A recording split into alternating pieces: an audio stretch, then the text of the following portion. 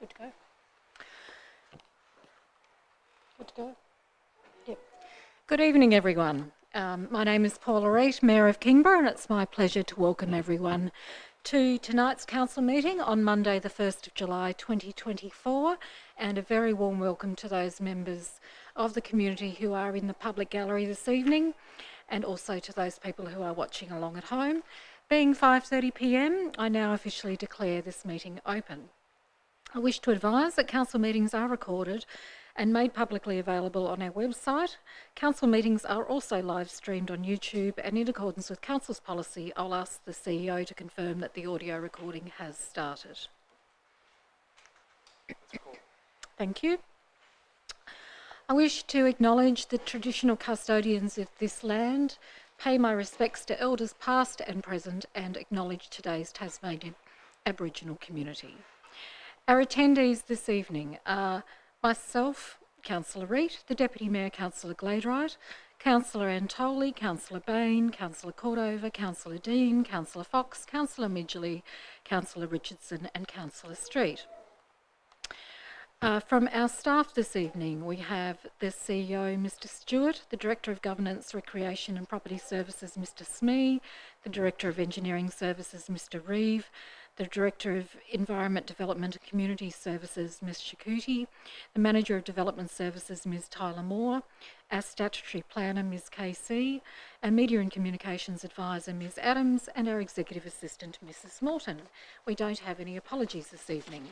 We're now on page 1 of the agenda. I'm looking for a mover and a seconder that the minutes of the open session of Council Meeting number 11, held on the 17th of June 2024, be confirmed as a true record. I've got a mover in Councillor Fox and a seconder in Councillor Bain. All those in favour? Against? Motion is carried. Workshops held since the last council meeting. There were no workshops held since the meeting on the 17th of June.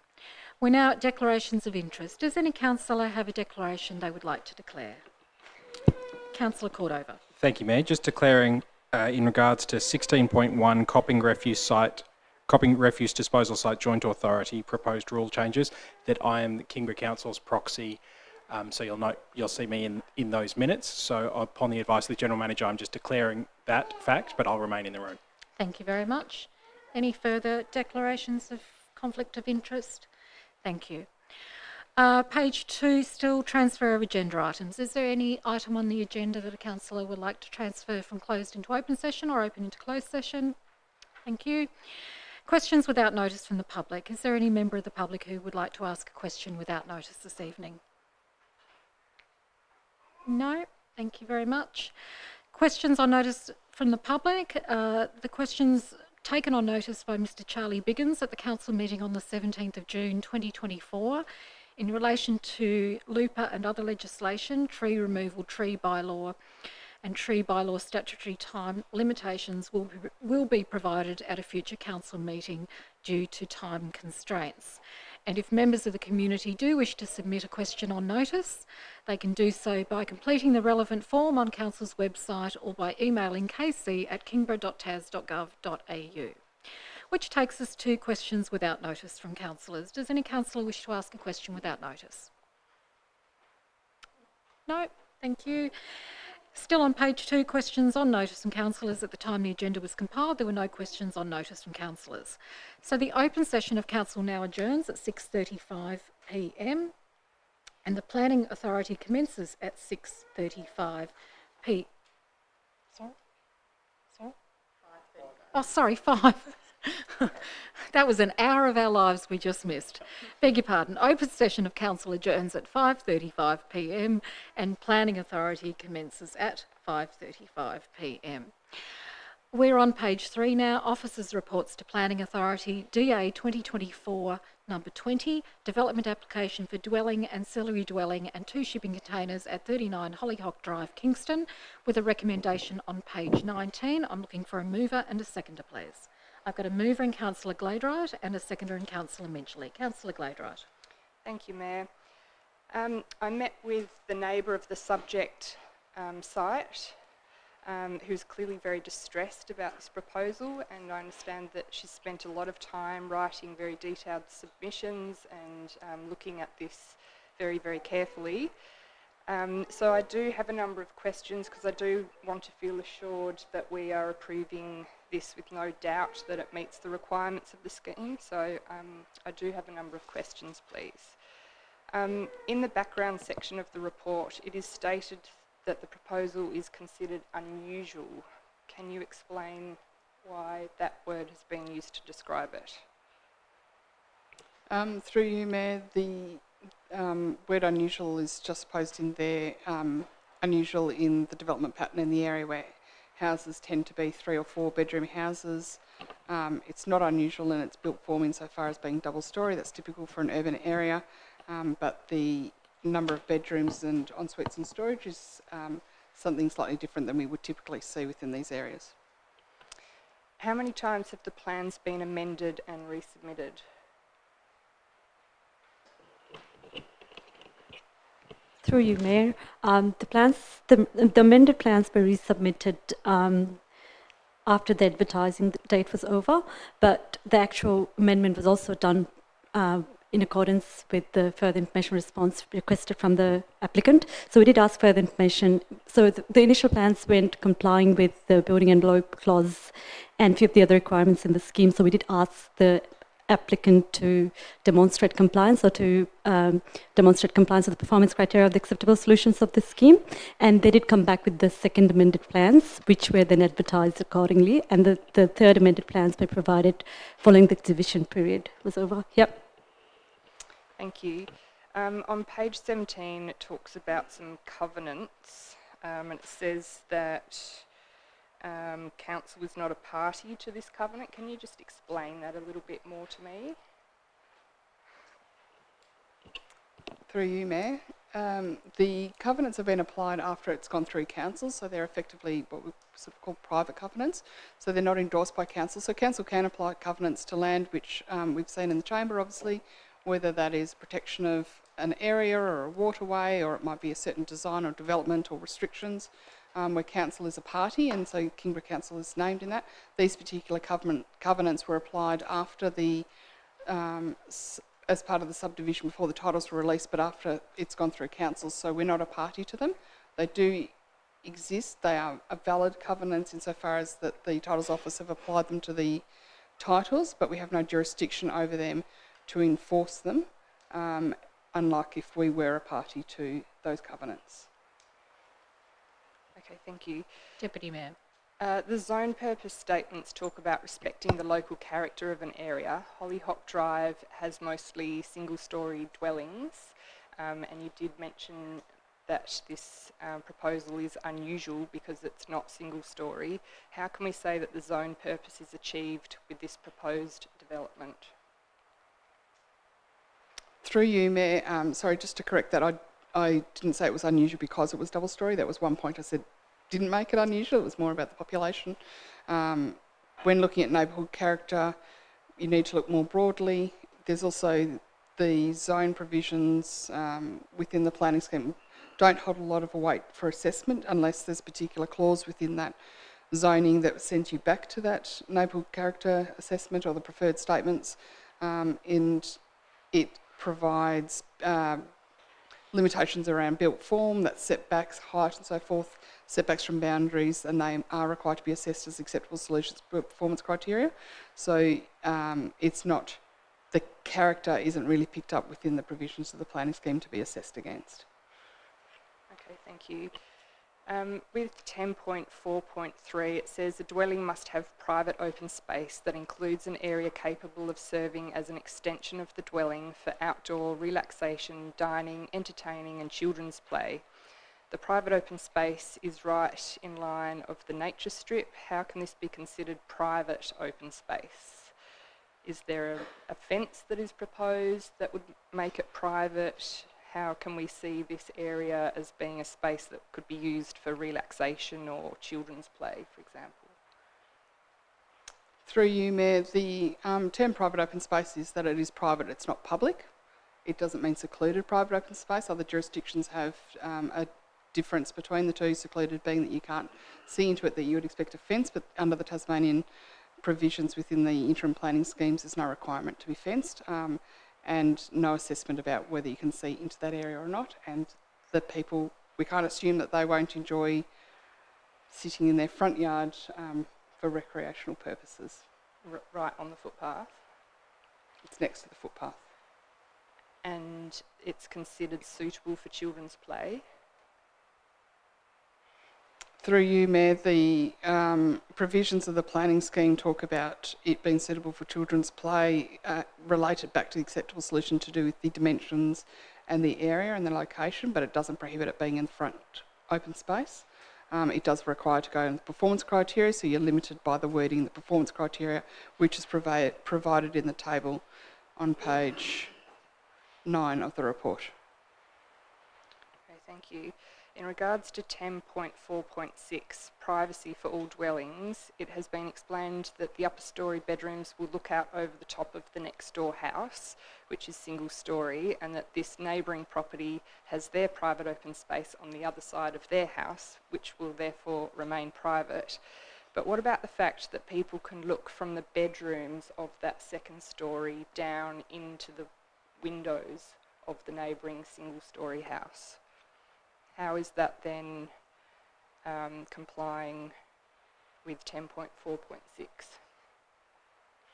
Through you, Mayor, as included in the report on pages 10 and 11 are the provisions about overlooking into those spaces. So the overlooking provisions talk about a 3 metre setback, which it is within. The overlooking needs to have regard to the windows, but considering the plane at which it's at, the angle that you are to be able to look out, you can't look straight down and in, it's just not possible. So you look at it at an angle. Also, if there's eaves within that roof space, that has potential to block some of that overlooking. And the open space that's referred to is, I believe, beyond 11 metres from that window. So the planning scheme, unfortunately, is fairly limited to its 3 metres, but once you go to the performance criteria, it doesn't give you the distance, but it was considered in the assessment that it met the performance criteria, noting that there is a planning permit condition recommended to screen 2 of those windows. If there was further concern, there is possibility to require screening of other windows as well. Well, my next question is, why then are only 2 of the 7 windows along there proposed to have screening and not all of them? Ms Tullamore.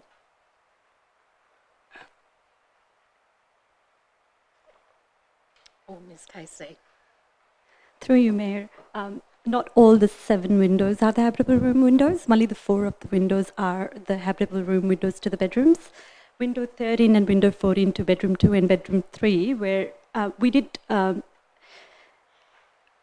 discuss with the applicant about the opportunities to mend and screen those windows as well, but then the applicant did agree to only screen those 2 windows which were directly apparent to overlooking issues from the habitable room windows to the adjoining property's private open space. And also by screening window 17 and 18, it's actually minimizing the impact directly overlooking to the private open space and rest of the backyard of the adjoining property. Yeah.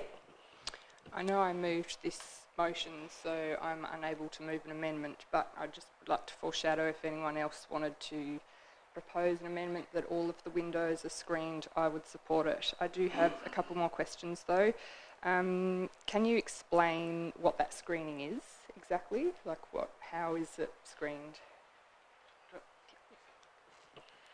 Well, the screening requirement in the scheme, it requires that the screening to the window is to be no less than 1.7 meters minimum from the finished floor level of the upper level. So it has to be from the finished floor level above up to 1.7 meters of the window. So that part of the window will be screened.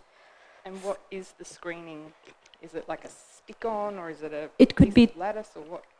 It could be timber, or it could be cladding, or things like that. But we don't have any specific details of the screening.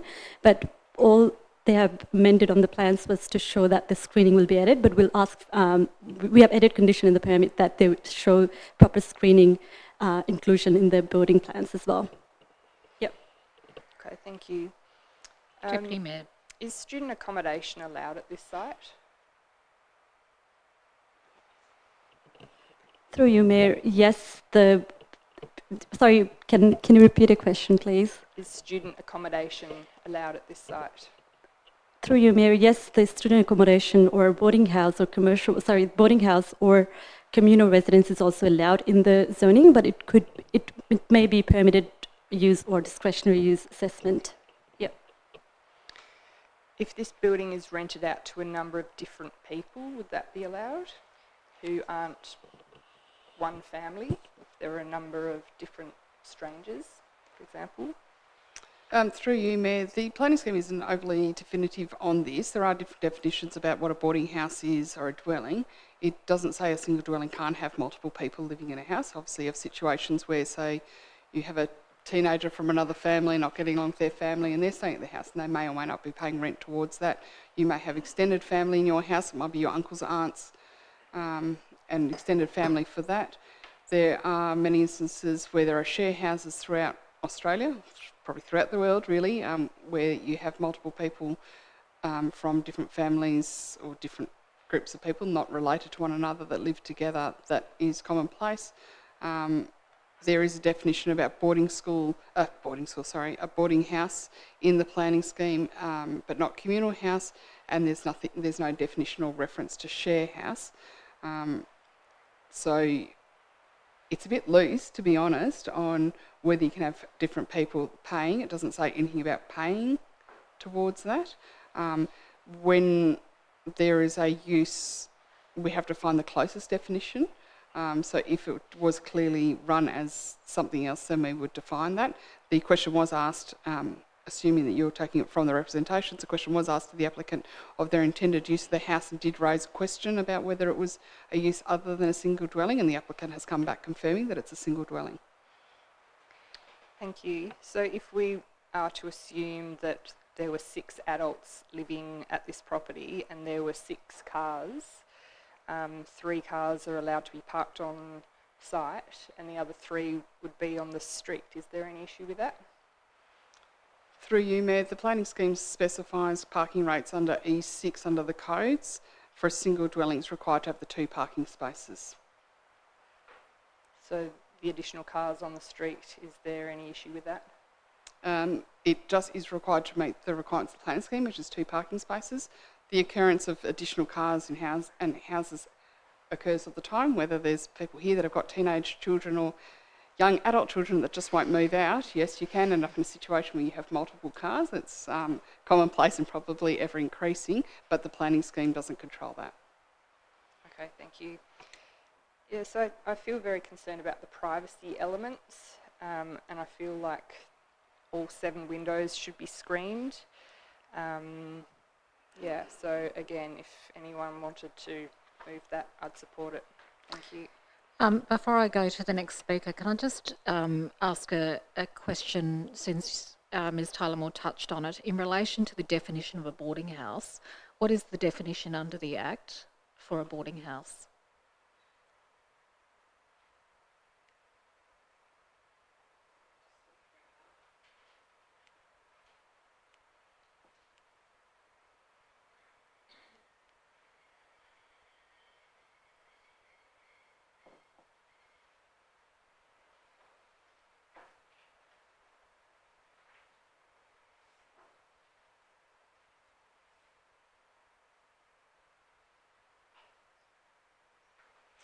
Through you, Mayor, under the Kingborough Interim Planning Scheme 2015, the definition of boarding house, which is written by the state government, means the use of land for a dwelling in which lodgers rent 1 or more rooms, generally for extended periods, and some parts of the dwelling are shared by all lodgers. There's also a definition for communal residence. Yep. Just to round it out. Yeah, sure. Means use of the land for a building to accommodate persons who are unrelated to one another and who share some parts of the building. Examples include a boarding house, residential college and residential care home. So the definition of a boarding house that you've just read out from the Act sounds quite vague. So how do you differentiate a boarding house then from something assessed as general residential if you're only relying on the advice of the applicant that this is intended to be a residential property? And you know, that houses a large family versus potentially, I don't know, individual rooms being rented out with shared communal areas, which is just the definition of the boarding house. Is that sort of a subjective assessment then? We've asked the question directly of the applicant, and they have replied that it's a single dwelling. There's no definition in single dwelling that limits how many bathrooms or bedrooms or living areas that you have. We know definitely there's diversity of housing types and layouts of houses and so forth, so there's no limitation on that to suggest it. If there was, the recommendation includes a condition to say that it must still meet the definition of single dwelling. If it was to merge into something else, then that would be an enforcement matter, but we can't make a decision on an untrust of an applicant's word of what the proposal is. So we need to assess what's provided to us. thank you. What would be the situation if it was assessed as a boarding house? If the applicant had come and said, "I'm putting this in. It's not general residential. It's going to operate as a boarding house. It's not going to be a family home." What would the situation be with this application with that categorisation? If any applicant for land in general residential zone wanted to apply for a boarding house or communal house, it would be a discretionary application, so that means it needs a planning permit from council and it has to go through the public exhibition process, the same as this, and the consideration would be on that, noting that under the general residential zone there are no assessment criteria for discretionary uses, unhelpfully. So it would still receive the same assessment. The difference would be the car parking requirements under E6. So yes, they could apply for it. Yes, there is a potential that it could be approved. It also would have consideration about possibility of not being approved, but it has to be limited by the requirements of the planning scheme.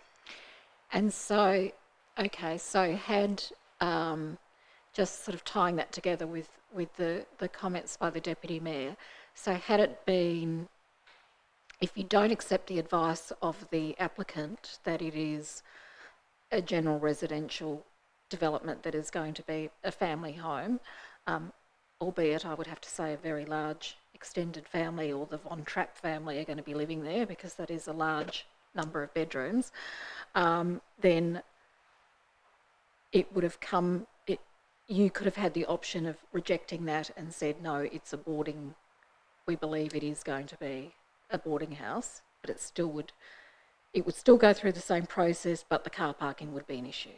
Is that correct? The car parking assessment would be different, yes. And the car parking assessment would require further parking.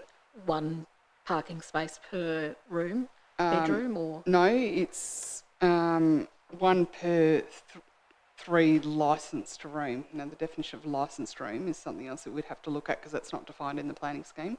And it talks about one space for staff member. It doesn't say whether the staff member lives on site or doesn't live on site.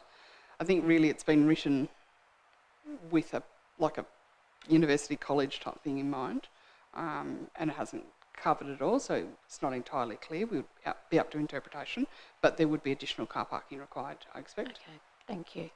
I can see other lights starting to come on, so I'll leave that there. I've got some more questions later. Councillor Street. Yeah, look, I just have a question leading on from the Mayor's line of inquiry. One of the difficulties that I had in looking at this and considering it was the Mayor asked, well, if the applicant had said it's a boarding house, what difference would it have made? I couldn't see that it made any difference. I'm wondering whether you can speak to whether or not the fact that the applicant might have said this is intended to be a boarding house or a communal residence would necessarily have taken it out of the definition of single dwelling, or whether they operate together. Yeah, it is very, I thought it was just me because my ears are still blocked from being unwell, but it's very... Am I mumbling? Or no, I was having trouble hearing you. I turned my volume up as well. Can everyone in the public gallery hear us okay? No, okay, so, okay. There's a one and a maybe. We might just all need to project our voices a little bit more. I apologise. repeat I've been unwell, so my voice is a bit quieter than normal, but I'm also having trouble hearing. Councillor Richardson just pointed out to me that I'm probably whispering because I'm trying not to wake the fictional baby that's at home at the minute. The question was, the difficulty that I had with the proposition that maybe it is boarding houses, that I didn't see that that made any difference, because I couldn't see how that would take it out of being a single dwelling in any event. Is my reasoning on that at all sound? Through you, Ms. Mayor. Tullamore. Through you, Mayor, if the applicant doesn't want a boarding house, they're not going to apply for a boarding house. I suppose my point is, I couldn't see that even if they had said this is a boarding house, it would have made any difference because it's still a single dwelling. Is that? Through you, Mayor, no, that's not correct. The use class is residential. So single dwelling is one type of residential. Boarding house is one type of residential. Communal is one type of residential, and others. So it would still be residential. It's just that it's a discretionary use. So residential single dwelling is a... Sorry, this is going to be... Yeah, Planning 101. Wonk factor level 10, I'm sorry. Yep, so residential, in general residential zones, this general residential zone, is ordinarily a no permit required use. That doesn't mean it's exempt, it just means it doesn't need a planning permit. If you do not satisfy all the building provisions in that, or the acceptable solutions, then you lose your status as no permit required and you go to discretionary. So if it was a single dwelling. So this one doesn't meet all the requirements because of the open space and the windows. So it became a discretionary application. If it was applied for as a boarding house, if that's what the applicant wanted, because they've said that that's not what they don't want that, but if they did, it could be applied for and we would do the assessment, because if you go to the clause if you go to general residential zone, there's no particular clause that says discretionary uses, you must comply with these things. So in other zones, if there's discretionary uses, there's particular clauses they put in there, like hours of operation, lighting, transport, those sorts of things. In the general residential zone, they gave us discretionary uses, but then gave us no tools to assess it against. So yes, you're correct. The assessment would be the same because we'd still be doing the built form criteria on that. The difference would be the car parking assessment. Yes. It's really the only difference is the car parking and access code at the end of the day. Correct. Yep. Thanks. Further contributions? Councillor Antoli. Thank you, Mayor. Can you hear me all right? Yep. No, it's not even very clear on mine. I have a few questions, and I want to thank the Deputy Mayor for basically asking 90% of my questions, but that's okay. Page 11. At the top of the page, there is the performance criteria box, and there is a proposal, and there's a commentary about the proposal. It has 3 paragraphs. The first refers to bedrooms W13 and 14, and that they don't demonstrate compliance. And then we move on to 17 and 18 on the next paragraph. And I'm trying to understand if I'm reading this right. So there seems to be the need for screening for 17 and 18. Are 13 and 14 not compliant? For what reason, and why is there not a solution that I can read for them? Or is that an error? Is there some sort of an error maybe? Does that make sense? Or am I making it worse? Through you, Mayor. Thank you for the question. Window 13 and 14, which are to bedroom 2 and bedroom 3 of the upper level windows, they are considered not to be directly overlooking to the private open space or the rest of the backyard of the adjoining property. And also the amended plans were received screening the windows 17 and 18, which reduced or minimized the impact, the privacy impact on the adjoining properties. We did initially discuss with the applicant about the opportunity to screen all these windows, but applicant came back and screened two of the windows, which were windows 17 and 18, which were considered apparently or directly overlooking to the private open space of the adjoining block. If I may continue, thank you. Thank you, Councillor Antoli. Thank you. So the windows 13 and 14, are they the ones that look over the rooftop of the dwelling next door? Is that correct?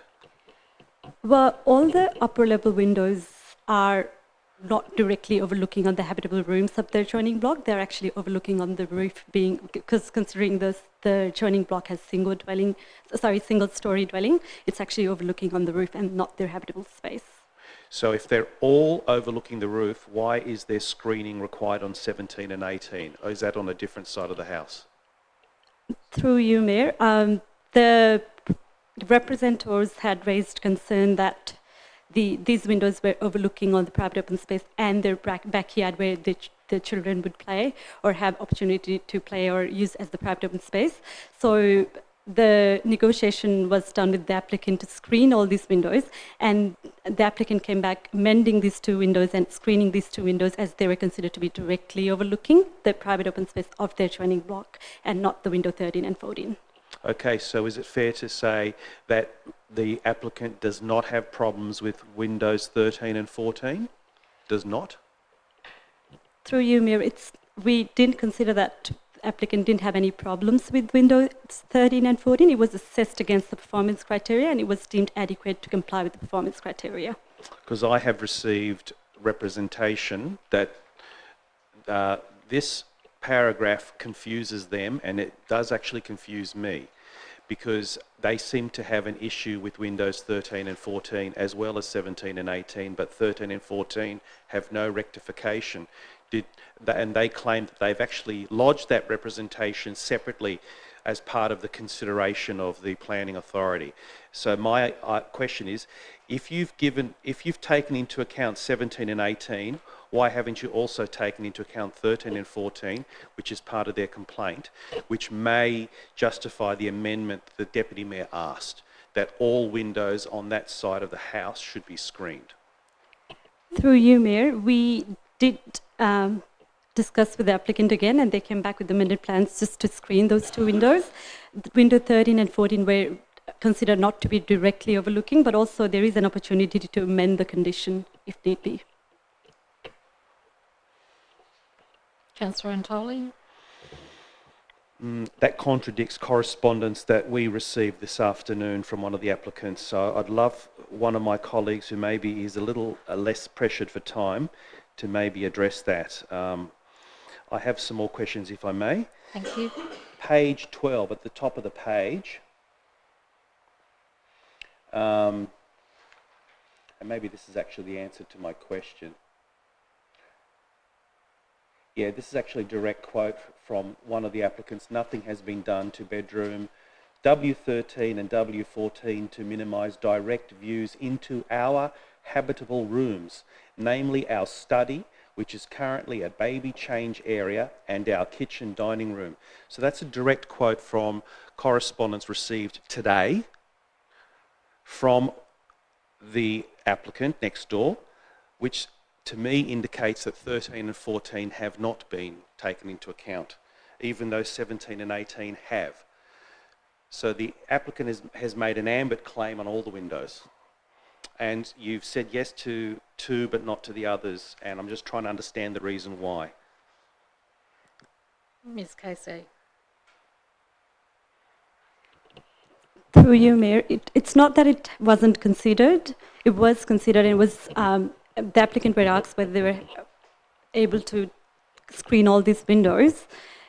But the answer was received that since these two windows are not directly overlooking on the habitable room space and also only partly overlooking on the private open space, they would rather just screen those two directly apparent windows and not the window 13 and 14. It was discussed with the applicant following the exhibition period to receive the amended plans, and that was agreed between the applicant and us that the windows 17 and 18 be screened to reduce the impact on the private open space of the adjoining block. Okay, I'll keep asking my questions. Page 13, 2.5.5, where we talk about visual impact. There's one of the complaints mentioned a covenant B on the subdivision, which does not permit transportable or removable structures to be allowed on the property. Is that correct, or is that to do with the covenant that you mentioned earlier, Ms. Tyler Moore, that's not enforceable? Ms. Tyler Moore? Through you, Mayor, it's the covenant that was put on afterwards, and we're not Right. a party to it. So it's a misunderstanding of how enforceable that is. Okay, thank you. And I had a question around screening, around shading, I beg your pardon. Page 10.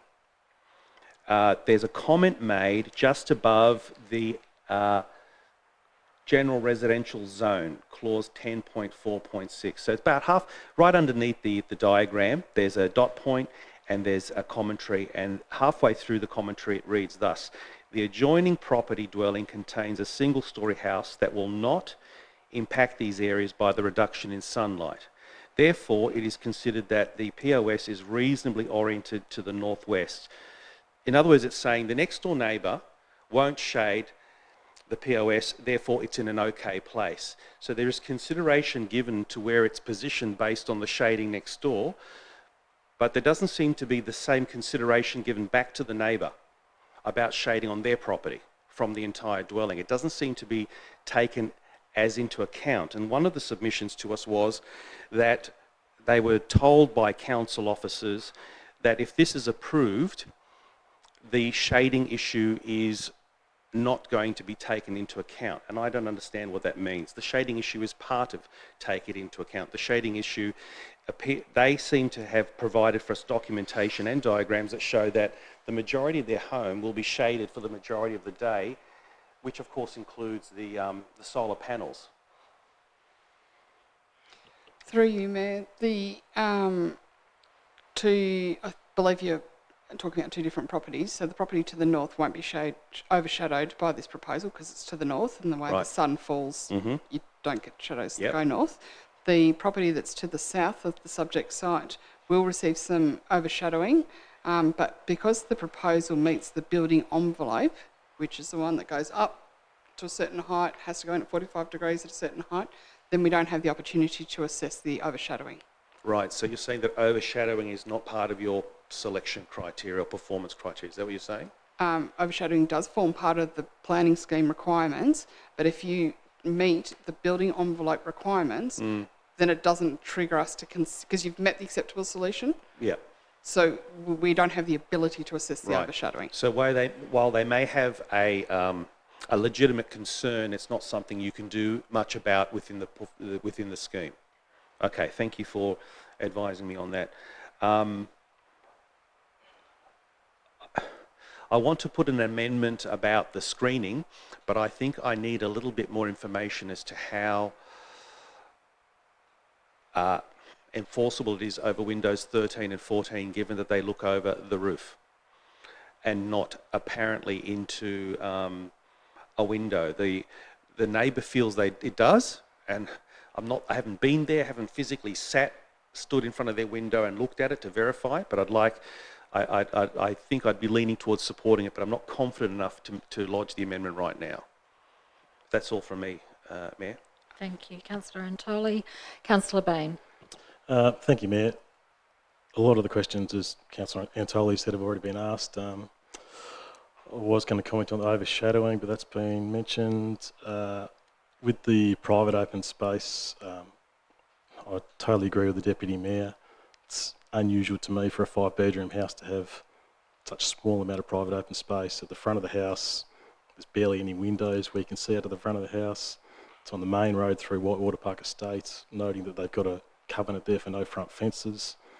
So to me, it doesn't seem private or safe, but as we've been told, that can't be considered. And just on the privacy clause, I'm interested to know, from the neighbour's perspective, who determines what their private open space is? Which part of their property is private open space? Ms Tullamore. Through you, Mayor, the private open space, we would lean towards the requirements of the planning scheme of what they define private open space, so the main area, the main open area that a person recreates in. If they were to suggest that the 1.5 metre setback from the fence was their private open space, we'd struggle to agree that it was their primary private open space. So the backyard area, if you've had the opportunity to go to the site or look at the aerial images of these properties, the property to the north, it's clearly sitting on the northern side, which makes so much sense for them because it's on the north and you want direct sunlight. So that's what we regard as their private open space, that whole area. Okay, and so just another question through you, Mayor. Given we're determining that this development's private open spaces at the front of their house, is there any reason why the neighbour's private open space couldn't also be the front of their house then? Through you, Mayor, the residents could say that their private open space is in the front yard. I don't know that there's a lot to gain from it. If it's with respect to those two windows that are closer to the front of the house, I mean, the open space, if you've seen the site of that neighbouring property, does sort of extend that whole boundary. It's not just limited to the back part. So it is a possibility to apply a condition that all upper level windows on the northern elevation be provided with screening to protect those views, with a determination that it didn't meet the performance criteria without that. That is possible to put it on. Just sort of following on from the last comment by Councillor Anatoli, what are the risks with that? The risks would be that the applicant may choose to appeal the condition. It's up to the applicant whether they're going to go to that extent for that. Will they win an appeal? It's not a really easily defined outcome or non-compliance with the performance criteria, so there's certainly no certainty about whether they would win or not win, and whether they'd have a desire to really go to a full appeal just for that or not. And the same is for the residents. The residents can appeal the outcome of the permit, whether that is the particular conditions or the overall decision as well. Okay, but just to clarify, at the moment they don't meet the criteria because they're within 3 metres of that boundary. Ms Tullamore. Through you, Mayor, they don't meet the acceptable solution. So if you don't meet the acceptable solution, then you roll over to having to assess against the performance criteria. And the performance criteria doesn't have any quantitative numbers in it, such as particular setbacks. It's those ones that are written in the report under that assessment part on page 10 and 11. So mainly the bit that says performance criteria P2, and it describes it in there.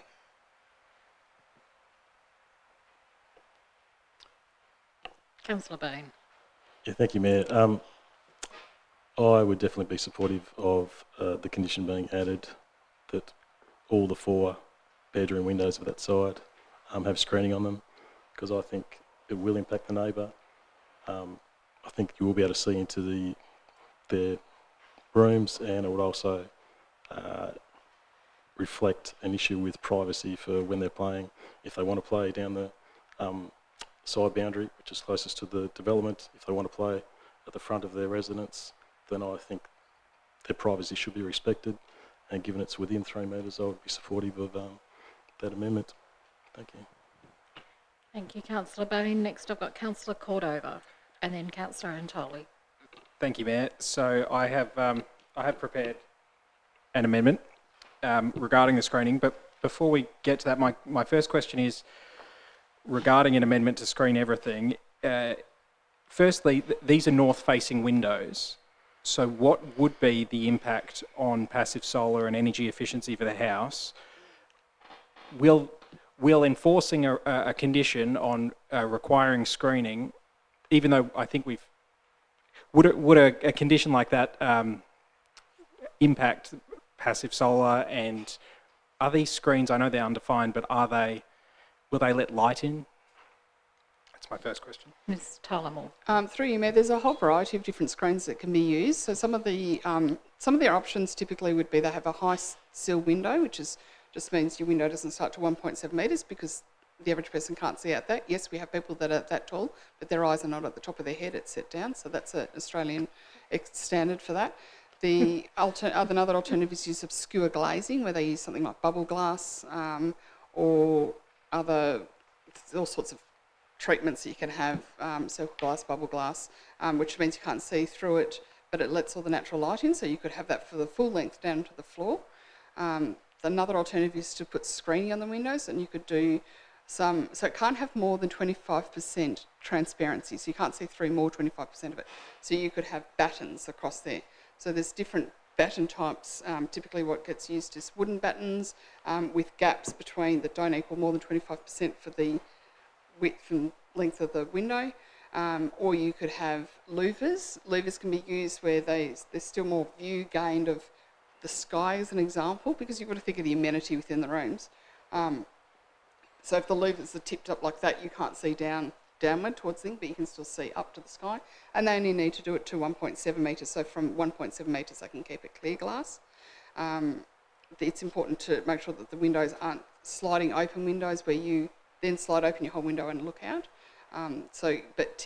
Those windows aren't very often installed these days. They're more likely to be the wind-out ones, which only have a limitation of how far out they can go. Or there's other sort of screens, whether it's like cut mesh that you put on the outside. So yes, there are alternatives to allow good solar access into the dwelling, but in saying that, the planning scheme doesn't give any regard to energy efficiency of your house, disappointingly. It would need to be addressed under the building permit. Thank you. So through you, Mayor, I guess, so my final question before moving this amendment is just, in the opinion of the staff, would a condition requiring, as we've heard from many councillors, would a condition requiring the screening of all those windows be a reasonable condition to add to this recommendation by way of amendment? A lot of councillors have suggested it, but in the opinion of the staff, would that be a reasonable step for us to take? Through you, Mayor, as per the assessment, we believe that the requiring of the two is the two that are mentioned in the condition are the most important ones to be screened. Acknowledge that the performance criteria is not very quantitative. I think there is room for interpretation that the others should be screened, so I don't think it would be completely unreasonable to have a condition that would screen all those windows. Thank you. So through you, Mayor, I'd like to move the amendment that I've provided to staff previously. So basically it says... Does Mrs Morton have the amendment? Mrs Morton has a copy of the amendment. So the thrust of this amendment is that it will require screening of, including the other windows, W13 and W14, but the exact wording is very lengthy. Should we read it all out? Is it best for me to read it out? Yep, okay. The proposed amendment, number 1, delete condition 1 in the recommendation and replace it with the following. Before the approved development commences, amended plans to the satisfaction and approval of the manager development services must be submitted to and approved. When approved, the plans will be endorsed and will then form part of this permit. The plans must be generally in accordance with the plans P1 and P2 submitted on 14 May 2024 and 11 June 2024 and must demonstrate, number 1, installation of privacy treatment to all upper level windows on the northern elevation, brackets, including W13, W14, W17 and W18, as shown on the advertised plans, end bracket, with the inclusion of, number 1, permanently fixed external screens for the full width of the windows to a height of not less than 1.7 metres above floor level, with a uniform transparency of not more than 25%, or, number 2, achieve a sill height of not less than 1.7 metres above the floor level, or, number 3, have fixed obscure glazing extending to a height of not less than 1.7 metres above the floor level. Number 2, landscape plan in accordance with permit condition 5. Except as otherwise required by this permit, use and development of the land must be substantially in accordance with the endorsed plans or reports. This permit relates to the use of land or buildings irrespective of the applicant or subsequent occupants, and whoever acts on it must comply with all conditions in this permit. Any amendment, variation or extension of this permit requires further planning consent of council. Does that sound about right? So that's the that's the amendment. Okay, I need a seconder for the amendment. Do I have a seconder for the amendment?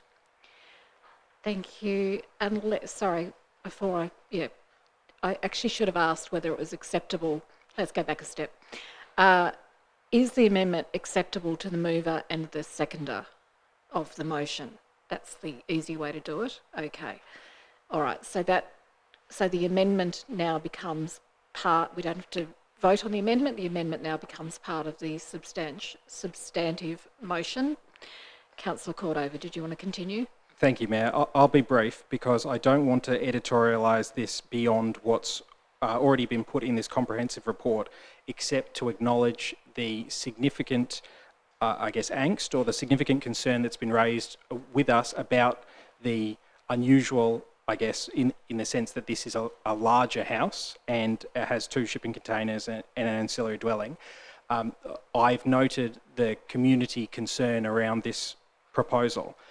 I think where there has been compromise so far with regards to this is, for example, on page 12, where it says the site coverage was reduced on the amended plans, reducing the number of shipping containers from 3 to 2. There's been lengthy discussion about screening. There have been a number of, I guess, for want of a better term, compromises made so far. But the reality is that the situation, as I see it, is that we have a development application for a proposal that does fit within the planning scheme. It does fit within, you know, we've had these discussions about the building envelope and the private covenants, the impacts on traffic, the privacy, private open space and screening concerns. To me, as it did say in the comments section on page 12, all the submissions lodged have raised issues with the intended use from the proposal. All the submissions lodged have raised issues with the intended use from the proposal is not for a single dwelling, end quote. That is, in a sense, a speculation about what the intended use of this dwelling is, but I guess I just need to reiterate that we need to assess this proposal on its merits. We can't really speculate. If it were to be used for a use that was not permitted, then that would trigger enforcement actions.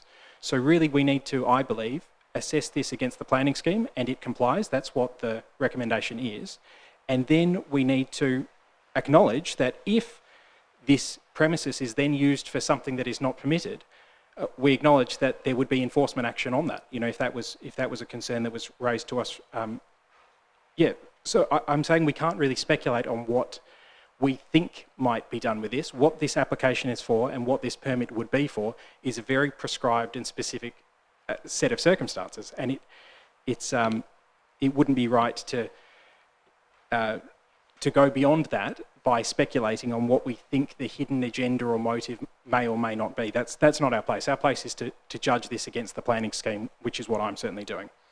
So my final comment is going to be that on page 15, where it says council cannot enforce implementation of better design elements to improve the visual impact, end quote. I think that's an important quote because really it may not be to all of our tastes, but if it fits within the planning scheme, it's important that the planning authority allows what is allowed within the planning scheme. And secondly, on page 12, where it talks about this is a single dwelling that they're asking for, and it's the theory here is that it says the issue of the intended use of the building was raised with the applicant in further information request letter. Their response advised that the use intended is purely for residential purpose / family home and not for commercial purposes. So that's what I'm judging this on. I'm judging this on it being a residential house in the general residential zone. I'm not judging it on whether or not it's going to be used for commercial purposes because it's not allowed to be used for commercial purposes. That's not what the permit would allow. So that's why I'm pleased that we've been able to at least put in this the window treatments, the privacy treatments. I think that that's a good step in the right direction. I realise that this is not to everybody's taste, and I realise that there's community concern around it, but it fits within the planning scheme, so I'll be supporting it. Thanks. Thank you, Councillor Cordover. Councillor Antoli. Thank you, Mayor. I've just reminded that I forgot to ask some questions about the shipping containers. There was a lot of concern around the visual impact that it has on the neighbours. Correct me, has any screening around, I've missed it, but if I have, forgive me, is there any screening that has been put in place for the shipping containers so that they are not an eyesore to the neighbours? Through you, Mayor, no, there's no screening proposed. The shipping containers are considered just an outbuilding, so the same as a shed. Yep. So there wouldn't normally be a requirement for screening in that particular instance, unless it didn't meet the acceptable solution, which it does meet the acceptable solution, or if there was a particular reason. So we're fairly limited on being able to address that. And we could argue that the visual impact of a shed differs greatly to the visual impact of a dirty big Mediterranean shipping company container that might be rusty and red. There is a big difference between the two. Can we agree on that? It's up to personal preference. I have no opinion about whether one's better or worse. So what discretion do we have to enjoin screening around those shipping containers, or some form of condition around visual impact, painting it so that it can't be a rusty old shipping container, or cladding around it? What discretion do we have to minimise that visual impact? Because if I was the neighbour and I saw two big shipping containers glaring over me over the fence adjoining, that would be a problem, and I reckon that would really actually impact the value of my home. Ms Tullamore. Through you, Mayor, as I just previously said, it is considered as an outbuilding. It complies with the setback requirements of the planning scheme, so there's no reason that we could really justify requiring treatment of that building on the site. And it's subjective as to whether people think it's attractive or unattractive, or whether a zinc loom shed, as an example, would be worse than what is proposed. So I've talked to residents on Bruny Island who've been told to change the colour of the shed and to paint it in a different colour so that it matches the environment. Why can't we require the same thing of the shipping containers? Through you, Mayor, the reason for other properties where it may be required is because of other zonings, or there's overlay controls on the site, such as the Scenic Landscape Code. So there's a whole range of different reasons why shipping containers may need treatment, but in this instance, it's in a general residential area, it's considered an outbuilding, and there's no provisions within the assessment clauses to be able to control the appearance of those buildings. So you're saying that we can't add anything to it to enforce that on the owner, is that correct? Or if we did, it would probably be lost at TASCAT. Through you, Mayor, I wouldn't recommend applying condition on there. I don't think there's reasonable planning justification to be able to put it on there. If the councillors were of a mind to put a condition of that like at the tribunal, I don't think there'd be a very strong case at all, and I don't think it's likely to be upheld. But of course, that's subject to decision of TASCAT. Can we put in there as a recommendation then? A request to the owner?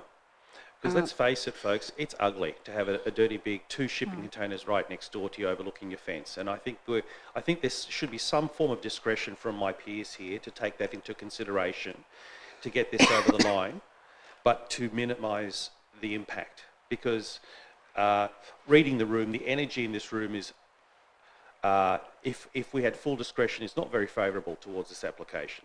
So we're trying to make this work for council so that it's not lost in court, but also for the community. Ms Tullamore. Through you, Mayor, the councillors could elect to put an advice clause in the advice clauses that are provided in the recommendation, but it's not enforceable. As an advice clause, it'd have to be a condition to be enforceable. Okay. How do I, unless I've got a better offer or idea from my peers, how do we add that in?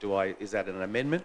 Or what advice do you give me? It would be an amendment, so perhaps it would be preferable if it was drafted by our staff so that the wording is correct. So if there are other speakers, perhaps we could go to other contributions while that is done. Can that work, Ms Tullamore? If you'd like me to answer any more questions, it's very hard to answer questions and write conditions. Somebody might like to speak, just not ask questions. Anybody? So we'll swing back to that. Yep. Will we? Okay. Yep. Thank you. All right. If you can possibly just speak. Yeah, look, I'll speak just Councillor briefly Dean. to echo pretty much, forgive me too, because I'm coming on the back of sickness as well, my voice is somewhat gone. Everything that's been said in this room, I think, as Councillor Antoli's probably mentioned, is felt by all of us around our concerns. It's pretty clear that it is an unusual application. It's pretty clear that they have squeezed out every last square metre of this block to the advantage of maximising their occupancy. They've put in far more bathrooms than is probably what is expected. They've put in a double-storey house in an area which is clearly single-storey as usual, but Councillor Codover made some, fortunately, excellent points that we can only assess this against the scheme. And whilst reading this over the weekend and today, they're just, it surprises me, I suppose, to some degree, that there are only 2, out of this whole application, there are only 2 areas which are actually discretionary for us to consider. And that was the public open space, and what was the second one? My mind's gone blank. Private, and we've done our best to rectify the window situation. As Councillor Baines pointed out, you know, those of us with young families, or just anyone, can see that having open space on the busy road without a fence that is literally the absolute minimum, 24 square in the scheme, it just doesn't look right. And so I think we're all on the same page. We are doing what we can with these, with an advice clause and with the cladding of the extra 2 windows, but I can't possibly reject this, knowing that only on 2 grounds we would be facing an appeal, which under all circumstances it looks very clear that we would not have a leg to stand on, and would come at a significant cost to this council in trying to defend that. So as much as it sits uncomfortably with me, and I'm sure other people in the room, I'll have to support this, and I hope I've spoken for long enough. That's all right, I'll make a contribution now. Thank you. There are other councillors who haven't spoken, and certainly it'd be great to hear from everybody in relation to their views on this. I think it's important for members of the community to understand that as councillors, when we sit as a planning authority, that we do, this is something that does create a fair amount of angst for us because of the planning laws that we need to assess the proposals that come before us under, and it can be very difficult at times. But I also want to assure the community that the representations that are provided to us, that we do read them wholly in their entirety, and I have a great deal of sympathy for the people who have made the representations. I think there have been some very thorough ones provided to us. I perhaps take a slightly different view than some of my colleagues around the table here, and this will surprise probably my fellow councillors, because I have always maintained that when you sit as a planning authority that you need to assess this against the scheme, and I believe that in this case we can get around the situation of the assessment that's been made, because I don't feel on face value that this is going to be for all intents and purposes, a usual family home, because of the highly unusual situation with the bedrooms, the large number of bathrooms, the ancillary unit and so on. So I have asked staff to prepare an alternative recommendation, and the alternative recommendation is one of refusal, and it's based on the following grounds.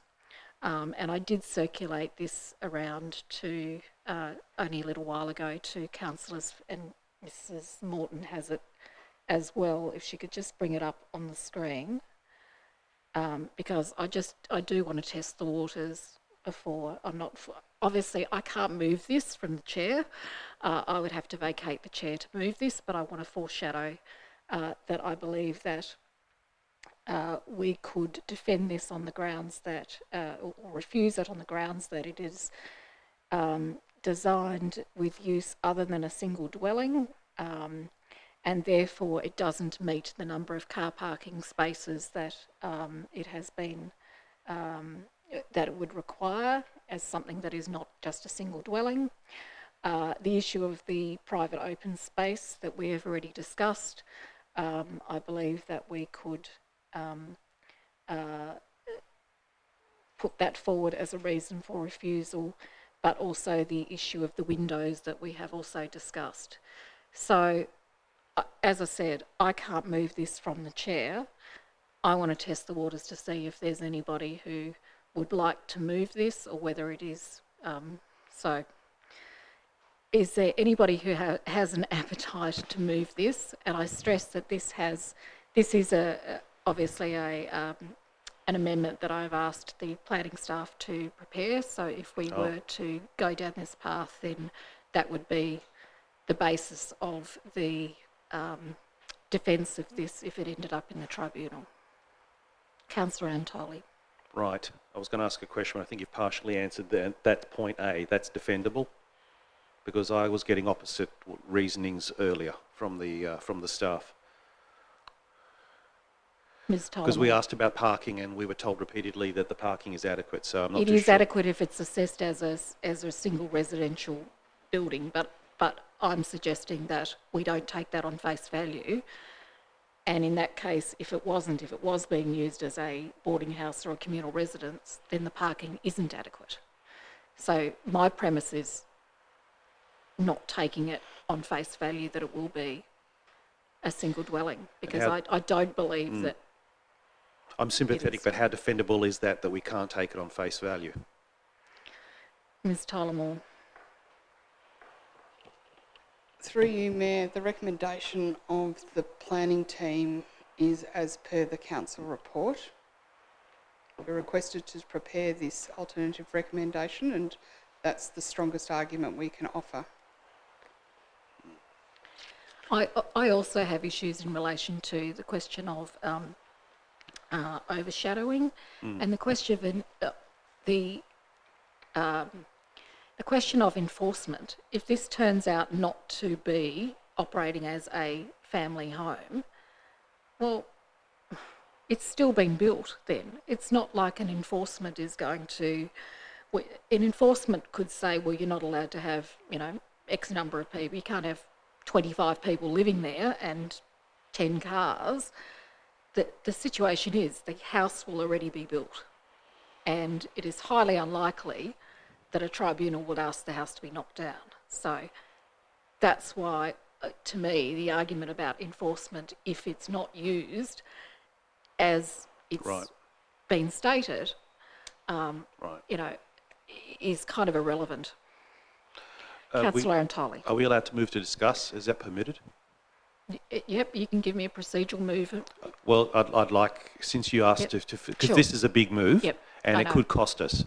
And I think the majority of the room is somewhat sympathetic, but I think we need to discuss it. So I'd like to move to discuss, please. Thank you. Do I have a seconder to discuss? Okay, the motion is that the matter be discussed, moved by Councillor Antoli and seconded by Councillor Midgley.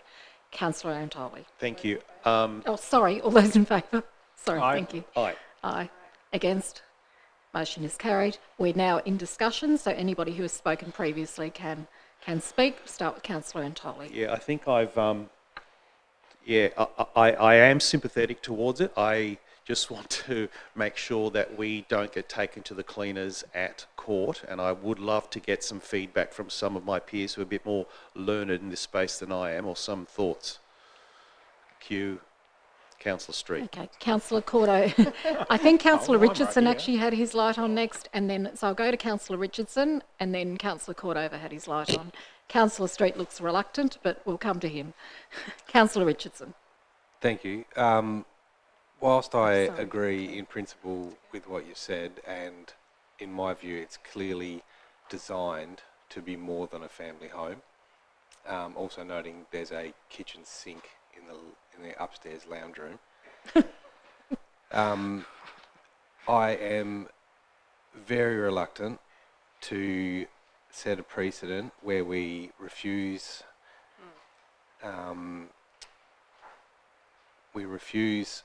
developments that meet the standard against the advice of staff, because we have suspicions or we don't agree with the development. I think that's across the board a dangerous precedent to set, and something that I have personally fought against.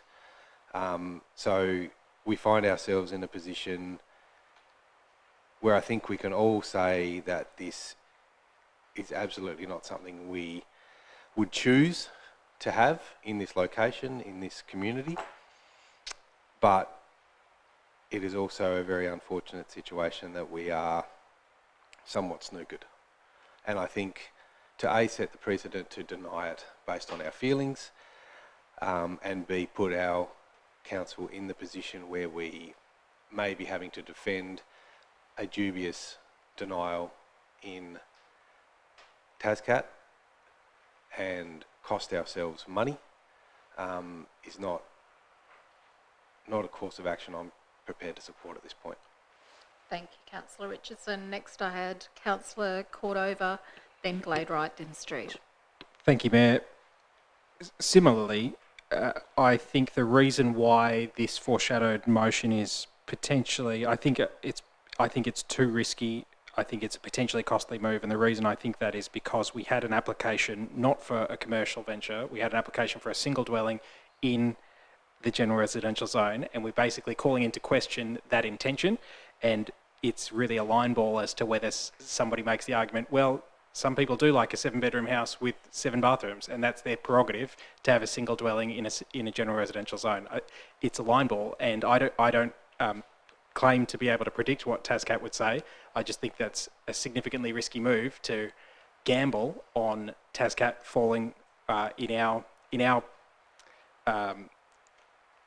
falling towards our perception rather than falling towards somebody else's perception, which is that people can build a development in a housing development area that suits their taste as long as it falls within the planning scheme, which the advice is that this does. So I think it's too risky.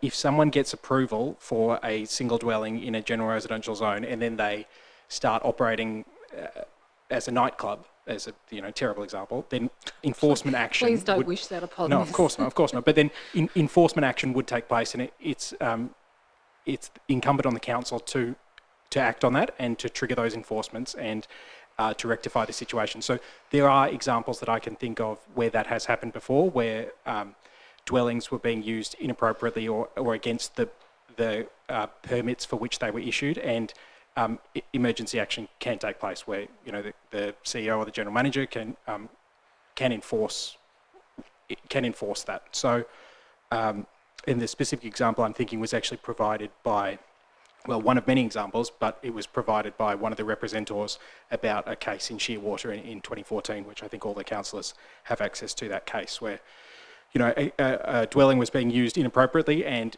then Latrobe Council stepped in and stopped them from doing that. So I think it's a bridge too far to preempt that, to assume that somebody is going to do the wrong thing or behave in a way that is a non-permitted use.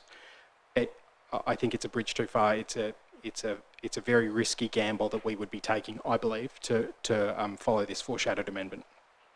Thank you, Councillor Cordova. Next I had Councillor Gladeright. Thank you. I share the reasoning that has already been mentioned by Councillor Cordova and Councillor Richardson. I also just wanted to speak to what a family home is. I know I've got friends who are African. African families have 5, 6, 7, 8, 9, 10 kids. So their family home will be quite a bit larger. I know families who are considering using dwellings for multi-generational purposes, to have mum and dad come in and live with them, and then as the young kids get older, that they can have areas in a house as well. So this idea of what a family home should be, I think, is not, necessarily has to be in line with what else is on Hollyhock Drive. I think a family home can come in many different shapes and forms, and maybe culturally a family home is quite different, and that's allowed. That's allowed in Australia. This proposal is meeting the planning scheme. We've addressed the concerns of the neighbours. We've moved amendments to put on the extra screening. I don't feel comfortable supporting this amendment. I'm happy to stay with the advice of the planners. Thank you. Councillor Street, you were next on my list, but you need to put your light on. I turned it off because I was being useful. Look, I agree with the things that have been said in opposition to this proposed amendment. It gives me no great pleasure and joy in approving or voting to approve a development application of this nature, given the concerns of the surrounding residents. But the reality is that we cannot assess this application based on supposition and presumption. We can only assess it on the basis of what's been put before us. And in any event, the advice that I am hearing, and it's my own view on review of the matter as well, is that it really matters very little apart from in terms of the parking and access code as to what the declared use is. And in any event, we can only assess it on the use that's been requested. I don't necessarily agree that that enforcement action won't be effective after construction if it's taken in relation to a non-approved use. Again, another thing that is always difficult for us to separate out is this question of use and development. The development will have occurred, but the use can still change later on, and if the use isn't in accordance with the development approval, then we can enforce that and request that the property only be used for the use that's been approved, so or otherwise permitted. So I don't necessarily agree that because the tribunal won't order the property to be knocked down or altered, enforcement action won't be effective. Like I said, it doesn't give me any joy to do this when there are so many residents around and representations against a development application, but we can only assess what we have before us within the terms of the planning scheme, and I do not think that there is any reason for us to refuse the application on any of those bases. Thank you. Councillor Midgley. Thank you, Mayor. I have nothing further to add other than those. I agree with what those who've spoken against this amendment you've put forward. I agree with what's been said, and thank you, Mayor, for trying to have a look at, I guess, a compromise and a different outlook on this. But yeah, as I said, I agree with what the first proposal, what the officers have put forward in assessing against the planning scheme, but also just want to acknowledge, the stress that it has caused for many of the surrounding neighbours, the uneasiness. Home is our home, it's our place where we go at the end of the day. We want to feel safe, where our children play, we raise a family. So I just acknowledge that, it has caused, I'm sure, a lot of stress for the surrounding neighbours. Thank you. If there's no further contributions on the discussion, then we'll move back into the substantive motion. So I've got a long list here of those who have already spoken. We've got an amended motion. Are there any further contributions? Question. Councillor Cordover. Thank you, Mayor. My question is about the advice clause, the drafting of the advice clause suggested by Councillor Antoli. Yep. Oh, sorry. Sure.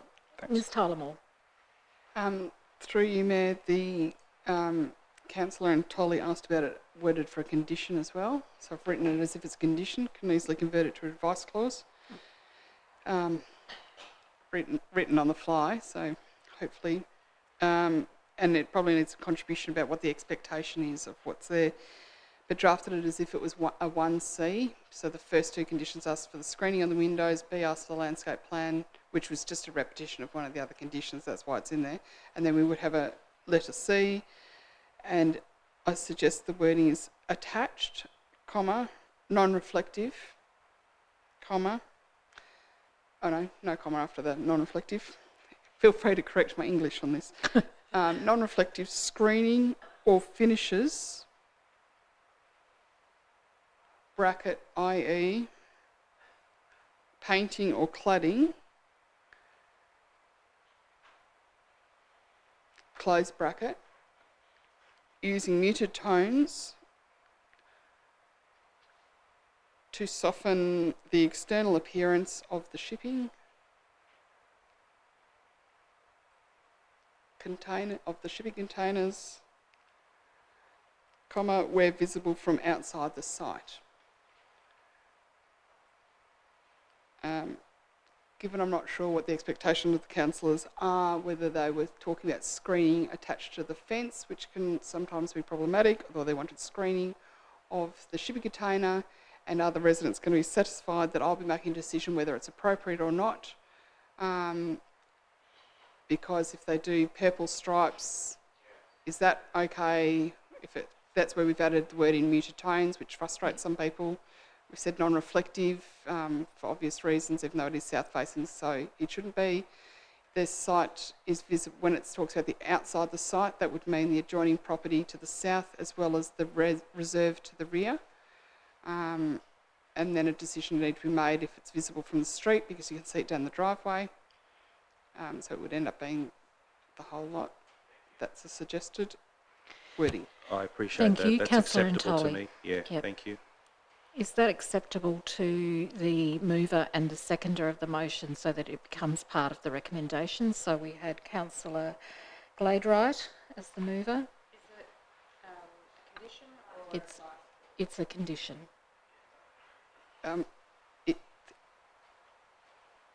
Ms. Tyler-Moore. The question, when I initially answered the question, I'd said that it was an advice clause. Councillor Antoli asked if it could be drafted as a condition, so the decision needs to be made by the elected members whether they want it as a condition or an advice clause.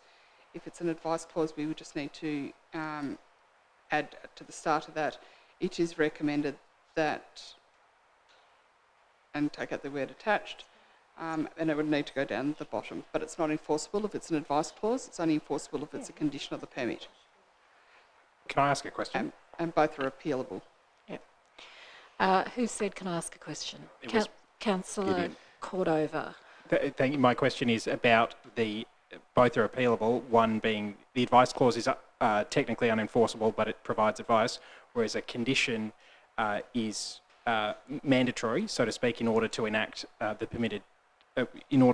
permit. My question is, when it comes to appeals, are we putting a higher, I guess, is it a higher burden, so to speak, or is it more likely that things will get appealed if you try and enforce a condition rather than an advice clause?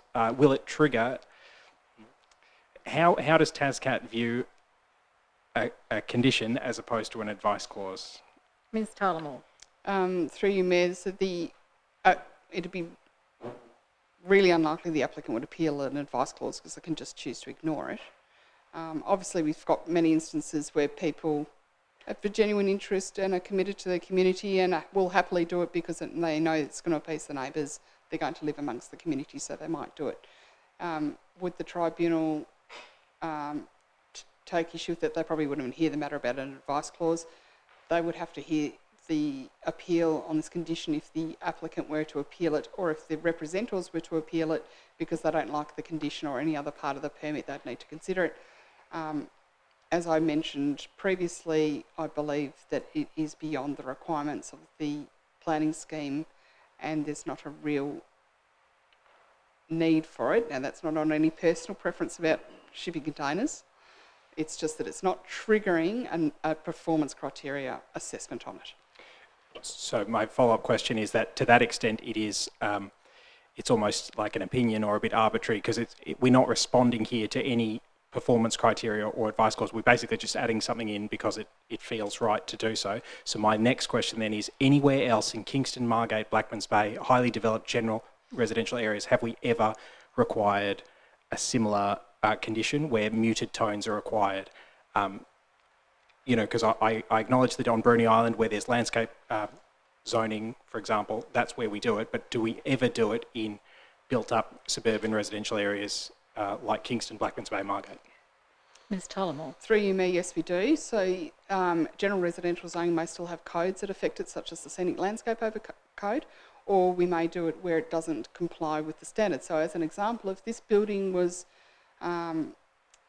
taller and outside the building envelope, these outbuildings were taller and outside the envelope, then we may have justification to say that they need to incorporate landscaping, or they may need to do a certain treatment or extend the fence to soften the appearance of that built form, because the performance criteria sends you to that. It sends you to consider the impact of the bulk and the appearance of the building, but that hasn't occurred in this instance. So yes, it does occur in residential areas. Yes, we do use it in other permits where there's a nexus to the requirements of the planning scheme.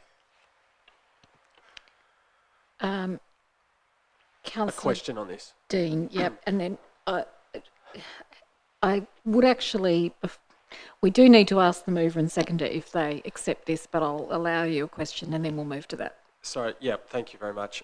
I'm not sure if the question should be really, has it happened elsewhere? Because there's obviously codes and overlays that you've mentioned. My question is really, if we include it as a condition, what is the likelihood, not even likelihood, but what is the potential process for the applicant to appeal? Because obviously you've pointed out we pretty much don't have a leg to stand on this one. It's beyond our reach somewhat because it doesn't trigger anything within the scheme. What would happen if they just were going to go, no, we're not going to go with that? What would be the, I guess, the process or result for us as a council? Ms Tullamore. Through you, Mayor, just firstly, the reference to not leg to stand on are your words, not mine. I just want to make that clear that I'm not being overly over the top on that. What is the process for them to appeal? They may choose to appeal any of the conditions that are in there, whether it's condition 6 or 3 or anything. The process they go through is they make a written application to the tribunal. It's a form, they pay a fee to do that. It goes to the tribunal, they notify us, we send them all the basic information, and then we proceed to a preliminary conference, where all parties go. We talk about the dates and what experts and how many days we might need for the appeal. Will we entertain mediation? We, as multiple litigants, always encourage mediation where it's possible, and so the representors, the neighbours, can choose to be parties to the appeal. And we would say to people that it's probably better to be part of the appeal than not, because decisions can be made and they don't need to go back and ask you about it. So that something might change in this proposal. They say, oh, okay, you can put another story on the building, and you're not part of that, so it's better that they're part of that appeal. And they also then get to have some contribution and tell the tribunal how it affects them. It's an important part of it. And then that mediation, it may be discussed, well, you know, would everyone be happy if we moved the shipping container 500 mil that way, or a metre that way, or we get rid of one container and keep one, or we get rid of the containers altogether and put up a zinc loom outbuilding. So they're the sorts of things that can happen at the mediation. Only if everyone consents, that we would then write to the tribunal and say we all consent and these are our new conditions that we consent on, and then the tribunal must make a decision about whether they have the jurisdiction to do it, which involves us telling them whether they've got jurisdiction to do it, which is unusual. And then they will make a decision, and if they think it's too far, then they may not approve it, or if we don't read mediation, we will go to a full hearing. And the representatives can choose to represent themselves, they can employ someone to represent them, they can all pull their money together to get a representative to do that. We offer the service of explaining what the process is, how it works, give some sort of indication about, well, there's really no point trying to push it on this because you're not going to get it. We provide that regardless of whether the decision is against us or not, or the appeal is against us or not, we will provide that. The developer can also self-represent. Usually they would get a representative, and council would be present at the appeal as well. Councillor Antoli with Yeah, a I'd like question. this to be, I don't know if this is a question, but I'd like this to be a condition. Okay, so I need to ask first the mover and the seconder to indicate whether this is acceptable, because that'll determine how we treat this clause in a discussion moving forward. So, I don't support Councillor Gladeright as the mover. I don't support it as a condition. I think it's far too onerous. Okay. There's no reason in the scheme for it to be a condition. All right. I'm happy for it to be an advice. Can I speak to my reasoning why I don't support it or not? Yeah. Yep. Oh, sorry. I'm very conscious of our time. Keep going. Sorry, I beg your pardon. Thank you. As far as I can see, the applicants of this site have listened to submissions and made compromises. I feel confident that if they see this as an advice, that they will take that information and use it wisely. I think that there's not enough reason to have it from the planning scheme point of view as a condition, but I'd be happy with it as an advice. Okay, so, right, so there's only one way to proceed, well, there's several ways to proceed with this now. We either, somebody would need to move C as a for it to be a condition. If they felt strongly about it, I'd need a mover and a seconder for that. Or, as the mover of the original motion has indicated that she would be open to it being moved to being an advisory part of the advice clauses, we can go down that path. Is there anybody who would like to see it, move an amendment to see it as a condition of the permit? If you can just indicate that to me. Yeah. Okay. Okay. I've got a mover and Councillor Antoli. Have we got a seconder? I can't second it from the chair. Okay. So that lapses as having it in there. So the proposal now is that it move to be one of the advice clauses. So if you can just pop that down as the last advice clause, so it becomes G, and the wording would be exactly the same. I'm happy to second that if Councillor Antoli wants to move it. So, no, because it's acceptable to the mover of the original motion and the seconder. Could you just indicate yes? Thanks, Councillor Midgley. Okay. So it now moves to be part of the advice clauses, and that's accepted by the mover and seconder of the motion. So we're back on the substantive motion, which has got that change as well as the change of the windows. Is there anybody else who hasn't made a substantive contribution? Councillor Midgley. Thank you. I have questions that I've been waiting to ask on this one. So just in regards, some questions about the recommendations. So the recommendation 2, page 19 at the bottom there. So it says any alterations in the main dwelling creating a separate self-contained multi-unit, etc., will not be permitted without further approvals from council, just for the surrounding residents and the public. What does that further approval mean? Ms. Tyler Moore. Through you, Mayor, you'd need to come back and get a planning permit. Thank you. Same for recommendation 7. The ancillary dwelling must not be used for visitor accommodation without prior consent of council. And I guess would that be, you know, the yellow sign at the front kind of advertised that way in regards to if it was to be used for a visitor accommodation? Ms. Tullamore. Through you, Mayor, potentially it would be a permitted application, which means it doesn't go to advertising. So you may need a planning permit, but not